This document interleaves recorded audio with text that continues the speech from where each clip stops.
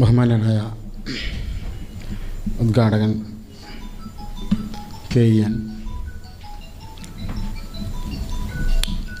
ഈ സെമിനാറിൻ്റെ അധ്യക്ഷൻ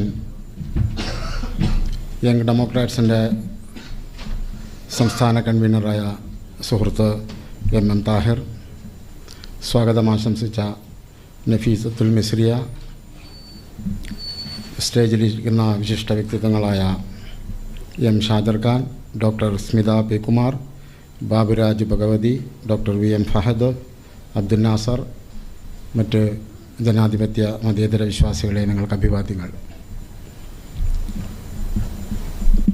ഭയം നിറഞ്ഞു നിൽക്കുന്ന ഒരു ഇന്ത്യൻ സാഹചര്യത്തിലൂടെയാണ് നമ്മൾ കടന്നു പോകുന്നത്.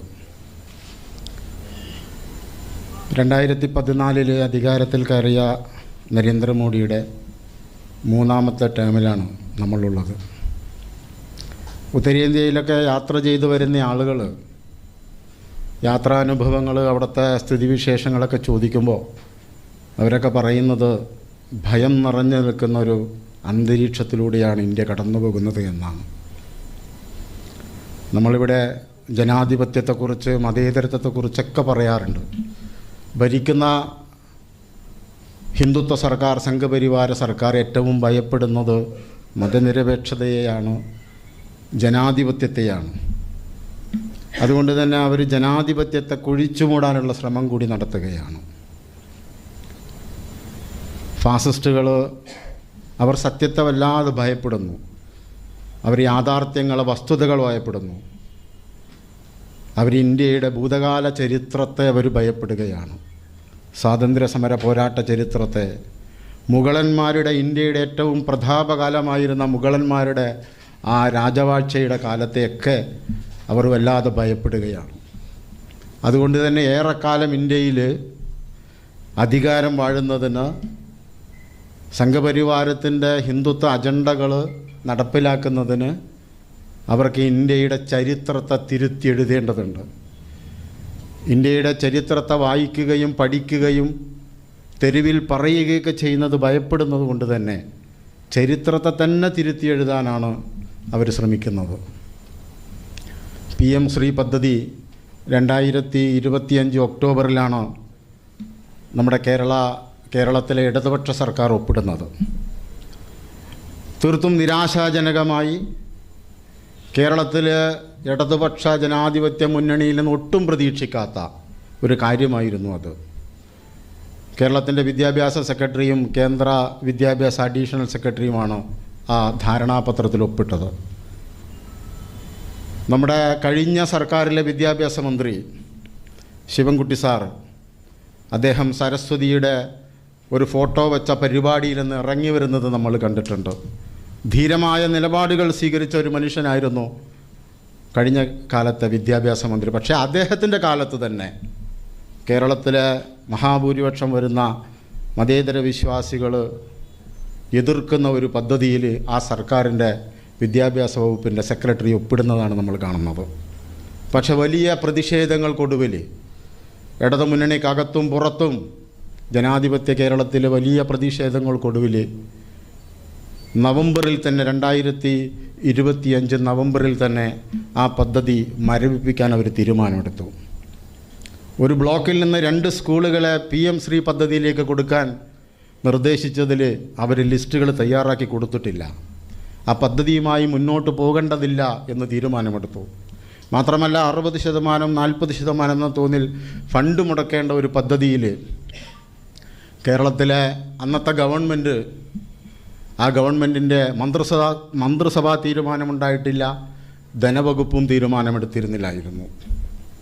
PM ശ്രീ പദ്ധതി പുതിയ സർക്കാർ അധികാരത്തിൽ വന്ന അന്നു മുതലേ തന്നെ 1ാമത്തെ ദിവസം കേരളത്തിൻ്റെ ചരിത്രത്തിലില്ലാത്ത രീതിയിൽ 1ാമത്തെ ദിവസം തന്നെ കേരളത്തിൽ വന്ദേമാതരത്തിൻ്റെ അവസാന ഈരടികൾ വരെ പാടിയിട്ടാണ് ഒരു മന്ത്രിസഭ അധികാരമേൽക്കുന്നത്.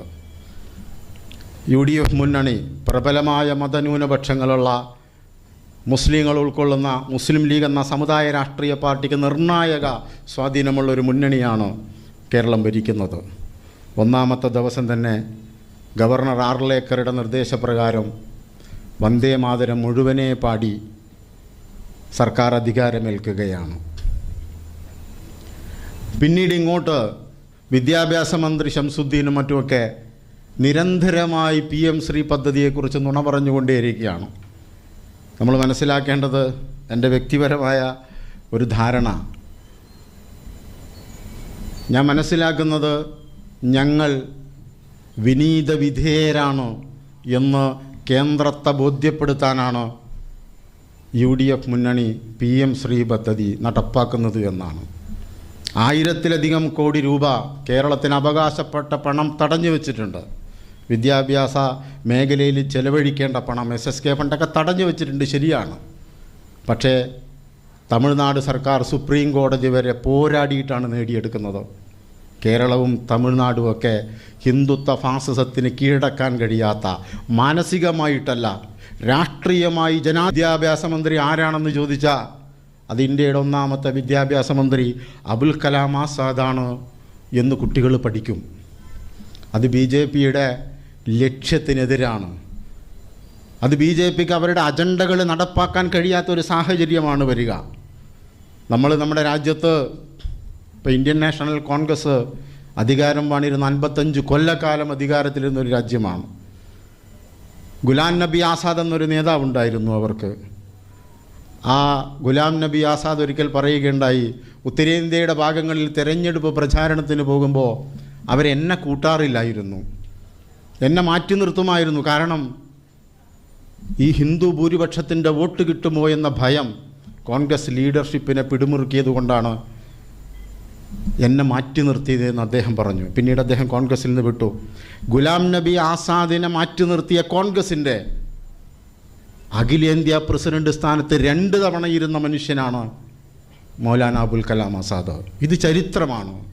ഈ ചരിത്രം കുട്ടികൾ പഠിക്കരുത് എന്നാണ് അവരാഗ്രഹിക്കുന്നത്. ജവഹർലാൽ നെഹ്റുവിനെക്കുറിച്ച് നിരന്തരമായി മോശം വാക്കുകൾ മാത്രം പറയുന്ന ഒരാളാണ് ഇന്ത്യയുടെ പ്രധാനമന്ത്രി. ജവഹർലാൽ നെഹ്റുവിനെ നമ്മൾ ഇന്ത്യയുടെ ആധുനിക ഇന്ത്യയുടെ ശില്പി എന്നാണ് കുട്ടികൾ പഠിക്കുന്നത്. മഹാത്മാഗാന്ധിയെക്കുറിച്ചും നമ്മുടെ ഭരണഘടനാ ശില്പിയായ അംബേദ്കറെക്കുറിച്ചുമൊക്കെ ഇനി ഭാവിയിൽ പഠിക്കുന്നത് അവർ തടയാനുള്ള സാധ്യത നമ്മൾ മുന്നിൽ കാണും. കാരണം അത് അവരുടെ ലക്ഷ്യങ്ങൾക്കെതിരാണ്. ഇന്ത്യയുടെ പാർലമെൻറ്റിൽ മഹാത്മാഗാന്ധിയുടെ ഫോട്ടോന് അഭിമുഖമായിട്ട് തന്നെ സവർക്കറുടെ ഫോട്ടോ വെച്ചിട്ടുണ്ട്. സവർക്കറെക്കുറിച്ച് വാദോരാതെ പറയുമ്പോൾ, സവർക്കറെക്കുറിച്ച് പുതിയ ചരിത്രം നിർമ്മിക്കുമ്പോൾ, അദ്ദേഹത്തെ ഒരു സ്വാതന്ത്ര്യ സമര പോരാളിയായിട്ട് അവതരിപ്പിക്കുമ്പോൾ കുട്ടികൾ സ്കൂളിൽ ഇപ്പോൾ പഠിക്കുന്നത് സവർക്കർ ഗാന്ധി വധത്തിൽ വിചാരണ നേരിട്ട ഒരാളായിരുന്നു എന്നാണ്. സവർക്കർ അന്തമാൻ ജയിലുകളിൽ നിന്ന് നിരന്തരമായി, അതോടൊപ്പം തന്നെ അവർ തൂക്കിലേറ്റപ്പെട്ടിട്ടുണ്ട് എന്ന ചരിത്രം ഇപ്പോൾ നമ്മൾ പഠിക്കുന്നുണ്ട്. ഗാന്ധി ഓട്ടോ ഇടിച്ച് മരിച്ചതല്ല, ഗാന്ധിയെ ഹിന്ദുത്വവാദികൾ വെടിവെച്ച് കൊന്നതാണ് എന്ന് നമ്മൾ പഠിക്കുന്നുണ്ട്. ഗുജറാത്ത് കലാപത്തെക്കുറിച്ച്, വംശഹത്യയെക്കുറിച്ച് ഇപ്പോൾ നമുക്ക് പഠിക്കാനുണ്ട്.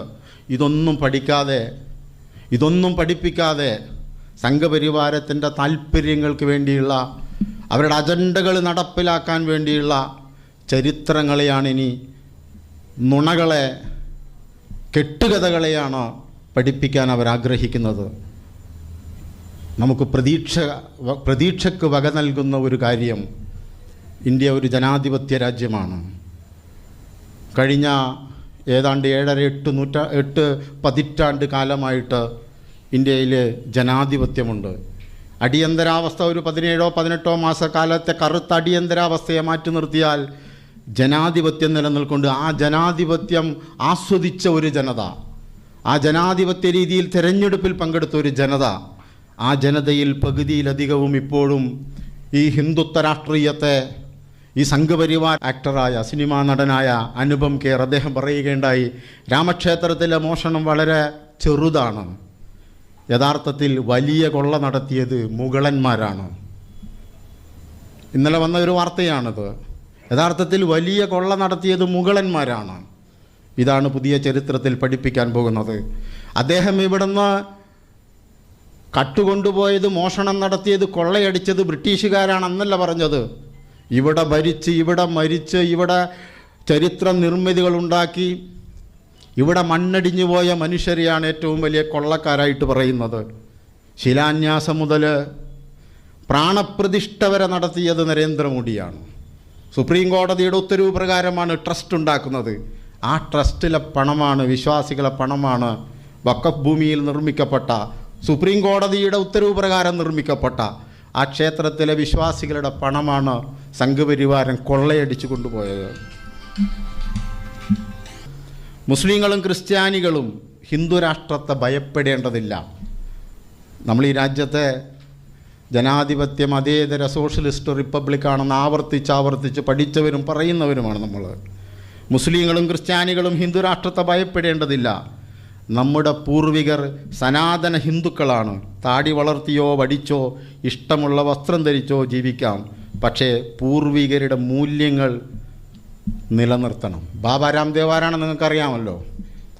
ഈ പൂർവികരുടെ മൂല്യങ്ങൾ തിരഞ്ഞു പോയാൽ നമ്മൾ എന്താണ് ചരിത്രത്തിൽ കാണാൻ കഴിയുക? അങ്ങനെ സംഘപരിവാരത്തിന് മൂല്യങ്ങളെന്ന് പറയാൻ, ഈ ഹിന്ദുത്വവാദികൾക്ക് ഭൂതകാലത്ത് മൂല്യങ്ങളെന്ന് പറയാൻ ഒന്നില്ല. ആ മൂല്യങ്ങൾ തിരഞ്ഞു പോയാൽ നമ്മൾ മുലക്കരം വാങ്ങിയതും മനുഷ്യനെ 60 വാരെ അകലെ നിർത്തിയതും സതിയും തുടങ്ങി ജാതീയ ഉച്ചനീചത്വങ്ങളൊക്കെയാണ് നമ്മൾ ചരിത്രത്തിൽ പഠിക്കുക. അതിനെയും മാറ്റിമറിച്ചുകൊണ്ട് കെട്ടുകഥകളെ ചരിത്രമാക്കി മാറ്റാനാണ് സംഘപരിവാരം ഈ 2020 നടപ്പിലാക്കിയ ദേശീയ വിദ്യാഭ്യാസ നയത്തിലൂടെ നമ്മുടെ രാജ്യത്ത് ലക്ഷ്യം വെക്കുന്നത്.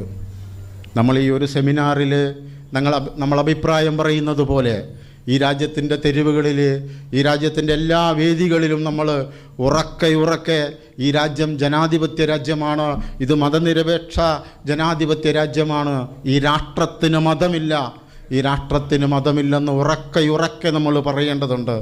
അങ്ങനെ ഉറക്കെ പറയുന്ന ആൾക്കൂട്ടങ്ങളെ വളർത്തിയെടുത്തെങ്കിൽ മാത്രമേ സംഘപരിവാരമെന്ന ഇന്ത്യയെ പിടിമുറുക്കിയ ഈ വിഷബീജങ്ങൾ നമുക്ക് ഇന്ത്യയിൽ നിന്ന് തുടച്ചു മാറ്റാൻ കഴിയൂ.